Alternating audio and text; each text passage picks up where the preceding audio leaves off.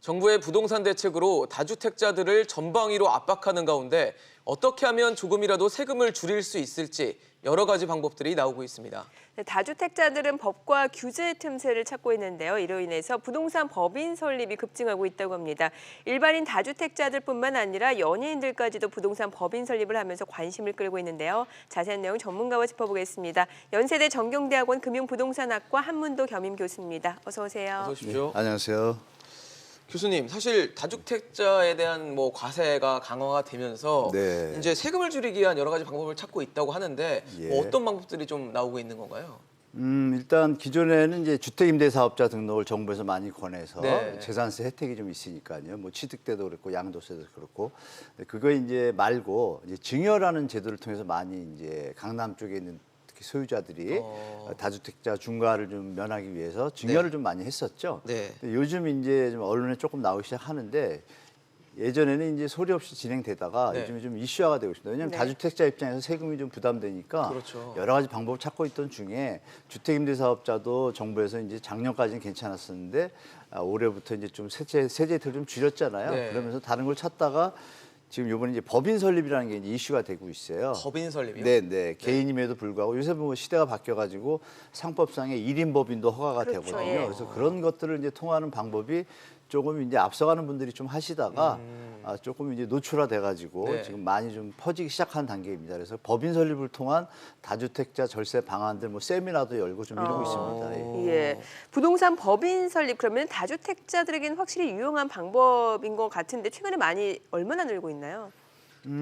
일단 법인 설립수를 보면 알겠죠. 예. 일단 뭐 는다는 것은 네네. 작년 재작년에 보통 한 2천 건 정도가 분기별로 법인 설립이 됐었는데 그렇네요. 물론 이제 다른 뭐 건설 법인도 있겠죠. 근데 전체 총량에서 보면은 갑자기 작년 연말이죠. 9.13 대책 네. 이후에 보통 2천 건 정도, 2,500건까지 갔던 게 최고였었던 게 갑자기 4분기에 가면서 3천 건에 가까이 됩니다. 2,957건. 네. 그리고 이제 올해 1분기 들어와서는 급격히 증가를 그렇네요. 했습니다. 3,500건에 가까운 그런 수치를 보이고 있는데 이 수치가 지금 좀 아까 제가 말씀드린 것처럼 세미나 열고다 보면 2분기에는 아마 더 증가할 거라 좀 보이는데요. 네. 이미 이제 다주택자분들의 어떤 절세 방안에 대한 어떤 방법으로 지금 이제 좀 여러 이렇게 좀 확대되는 모습을 좀 보이고 있습니다. 네. 확실히 9.13 대책을 분기점으로 해서 그 이후에 좀 늘어나는 모습을 보이는 예, 것 같긴 맞습니다. 한데요. 예, 맞아요. 보니까 부동산 법인의 연예인들도 많이 좀 뛰어들고 있다고 하는데 예. 어떤 연예인들이 지금 하고 있는 건가요? 지금 뭐 잘 아시는 뭐 이병현 씨나 뭐 권상우 씨, 한효주 씨 이런 분들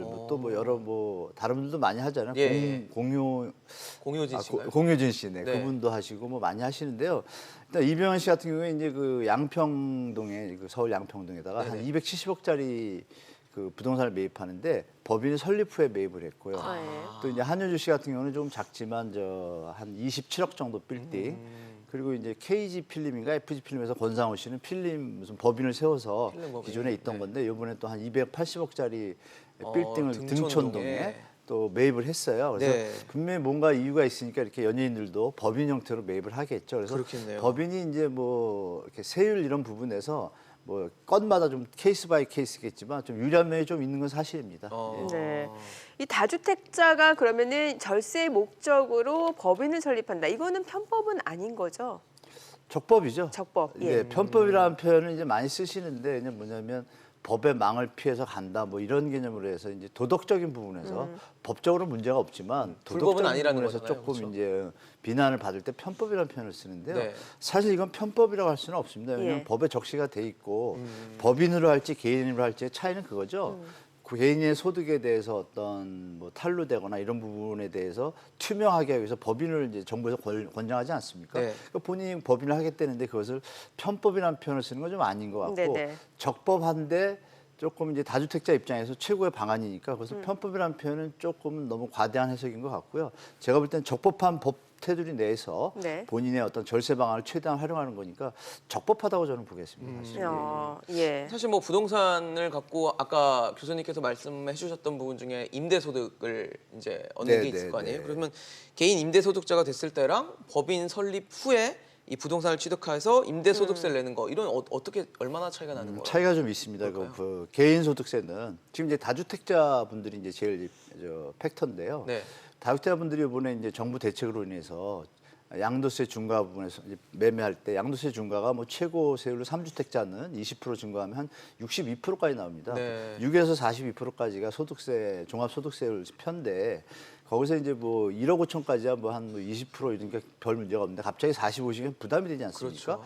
그러니까 이런 부분들이 이제 만약 법인화 됐을 때 네. 법인이 되게 되면은 법인은 2억까지 2억 이하가 20%의 세율이에요.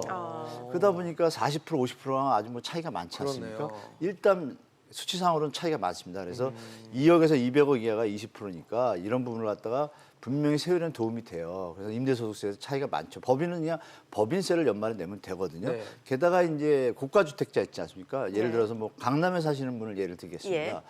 기존의 강남 주택이 뭐 다 10억 이상이니까 10억짜리 하나 갖고 있다가 뭐 자제분이 있어서 필수적으로 자제를 위해서 샀다 이거예요. 그럼 1가구 2주택이 되지 않습니까? 그렇죠. 이게 종부세 대상이에요. 두 채니까 예. 9억 네, 이상. 맞습니다. 그러면 세금이 엄청 나옵니다. 근데 그것을 한 가구를 법인화시킨 아까 말씀드린 1인 법인이 있지 않습니까? 법인화시키면 법인세 말씀드린 10에서 20% 범위 안에밖에 안 들고 원래 주택도 양도세, 주택, 비과세 대상이 되지 않습니까? 네. 그러니까 세금이 거의 뭐 반토막 수준으로 차이가 많이 납니다. 그래서 고가 주택에 가진 다주택자 분들 경우에는 이 법인 설립에 대해서 조금 신경을 한번 써 보셔서 가셔서 체크를 하셨는데 차이 단점도 조금 있습니다. 그래서 예. 그런 부분도 같이 보셔야 되는데 네. 하여간 소득세상으로 고가 주택일 경우에는 차이가 많고 근데 저가 주택이라고 표현하기 뭐하지만 좀 이제 양도소득세 차이가 좀 많이 안 나는 것들 있지 않습니까? 네. 그런 부분들은 좀 계산을 좀 할 부분들이 있습니다. 그래서 그런 부분들 같이 보셔야 될 것 같습니다.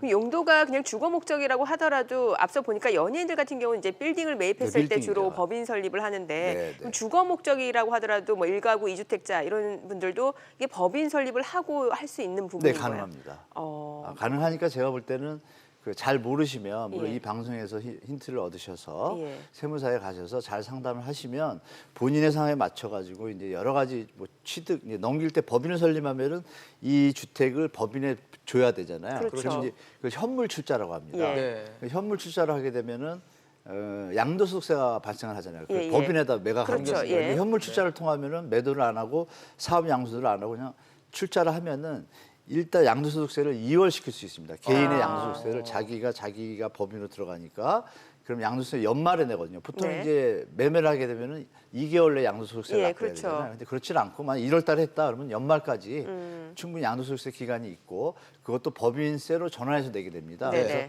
그런 부분에서 좀 혜택이나 이런 체크 사항들을 좀 체크해 보시는 것도 좀 물론 이제 취득세 부분에서도 또 감면 대상도 있고 또 중과 대상도 있어요. 예. 이거 뭐 방송에 다 말씀드릴 수 없으니까 이런 부분은 세무사분하고 조금 상담하시면 아마 도움이 좀 되실 것 같습니다. 네. 사실 교수님 말씀을 들어보면 부동산 원리 되게 괜찮네라는 생각이 드는데 아까 네. 왜 잠깐 언급하고 지나가셨던 단점 하면 뭐가 있을까요? 단점은 이제 이 장밋빛만 보시면 안 되고 그러니까요. 항상 이제 이 취득을 하실 때 이제 법인으로 설립을 하셨잖아요. 네네. 근데 하시다가 너무 이제 좀 괜찮다는 생각을 하시니까 네. 하나 더 살까 뭐 이럴 수가 있어요. 근데 하나를 더 사게 되면 어떻게 되냐면 취득세가 중과예요. 수도권 과밀 억제권 내에서는. 그러면 지금 투자하신 대상들이 다 그쪽이잖아요. 네네네. 조정 대상 지역이고 3배 정도 9.4%입니다. 세금만 취득할 세금만요? 때. 네. 그리고 또 단점이 뭐냐면 아까 말씀드린 이제 법인이 양도세를 낼 때 세금이 조금 줄긴 하잖아요. 네네. 뭐 다주택자의 중과보다는 좀 난데 그럼 법인으로 돈이 이익이 발생하지 않습니까? 네. 법인 이익금을 법인에다 계속 둘 수가 없잖아요. 예. 자기가 다시 쓰려면은 자기한테 다시 받아야 되잖아요. 그렇죠. 그래서 법인에서 그거를 주는 방식은 이익 배당이라든지 배당, 아니면 그렇죠. 월급 형태로 줘요. 예. 그럼 우리가 샐러리맨들 다 원천징수 10%씩 하시잖아요. 예. 그거 떼야 되는 거예요, 또. 그렇죠. 그리고 또 이제 배당수 들어가면 또 15%예요. 그렇죠. 그리고 양도 차익이 만약에 됐으면 법인세는 10%밖에 안 되는데 2억이 할 때 양도 차익에 대해서 또 10% 부가세를 내요. 그러니까 결론을 제가 말씀드리면 분명히 좋은 것 같긴 한데 본인의 상황에 맞춰 가지고 임대소득 그 금액하고 또 양도소득 할 때 이제 차익에 대해서 세무사하고 점점 상담을 좀 정확하게 좀 하셔가지고 그렇겠네요. 과연 이것이 나한테 도움이 될 건가. 그리고 단점이 이제 복식 기장을 하고 신고를 꼬박꼬박 해야 되잖아요. 네, 네. 감사도 있고 이런 부분들에 대해서 같이 편의성과 절세 부분을 갖다 같이 동합해서 판단하시는 게 좋을 좀 것 꼼꼼히 같습니다. 보셔야겠네요. 그렇죠. 예, 네, 예. 네. 네. 자, 그리고 이거 다른 얘기일 수도 있겠습니다만 청년 맞춤형 전월세 대출 상품이 나온다고 하더라고요. 이거는 또 무슨 얘기죠? 네네 뭐 27일부터인가 나온다고 예. 지금 갑자기 살짝 뜬금없긴 해요. 그죠? 네, 네. 그 뭐 발표하시면서 뭐 4만 명 혜택된다 이렇게 하는데 제가 계산을 좀 해봤습니다. 네. 물론 좋습니다. 2.8%, 2.6%. 보증금, 전세 보증금은 7천만 원까지 한도해 가지고 2.8%의 저리로 공급하고 네네. 월세에 대해서는 2.6%라고 이제 던져놨는데 예산이 1조 1천억밖에 안 돼요. 그 7천만 원을 갖다가 제가 그 중에서 1조는 전세 보증금 대상이고 네. 1천억만 월세 대상이에요. 근데 발표할 때는 4만 명이라는데 혜택 받을 분이 네. 제가 안만 계산을 해서 4만 명이 안 나오는 거예요. 그래서 예.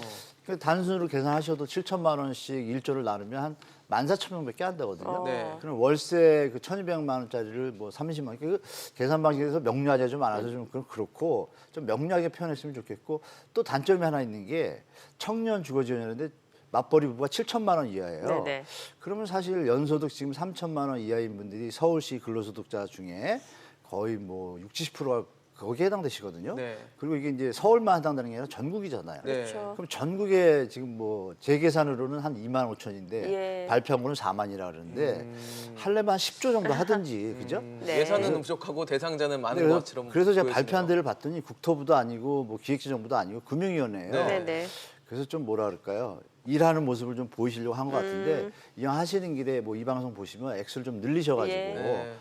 젊은 청년들 그리고 또 소득 수준도 조금 더 취약한 분들한테 네. 가면 7천만 원 정도가 아니라 한 제 생각에 4, 5천 이렇게 낮추면 네. 좀 더 어려운 분들한테 좀 도움이 될 것 같은 뭐 그런 좀 말씀을 드리고 싶습니다. 네, 알겠습니다.